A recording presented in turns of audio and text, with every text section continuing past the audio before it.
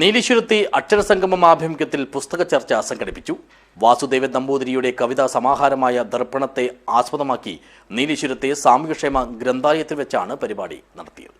This news sponsored by Jyothi institute of medical technology, Nithyananda building, Kanhangad.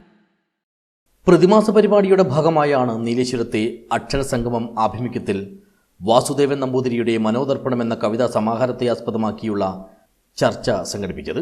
നീലേശ്വരത്തെ സാമൂഹ്യക്ഷേമ വായനശാല ഗ്രന്ഥാലയം ഹാളിൽ വെച്ച് നടത്തിയ പരിപാടിയിൽ പുസ്തകത്തിന്റെ രചയിതാവ് വാസുദേവൻ നമ്പൂതിരി കവിതകൾ അവതരിപ്പിച്ച് സംസാരിച്ചു. വയനാടിനും ഗ്രാമങ്ങൾ താണ്ടി വരുന്നൊരിളം കാറ്റേ, മയമില്ലാതെ വഴിയെന്നാടി നിന്നുടെ സഞ്ചാരം, മനമൊഴുകും കാഴ്ചകളാലെ നിന്നുടെയുള്ളം നീറുന്നു, മനുജകുലം നിന്നുടെ യാത്ര ഭയമോടെ കൊടുമോർമ്മിക്കും, ഒരു കൈയും മണ്ണിൽ മുണ്ടക്കൈയിൽ ജീവിക്കാൻ.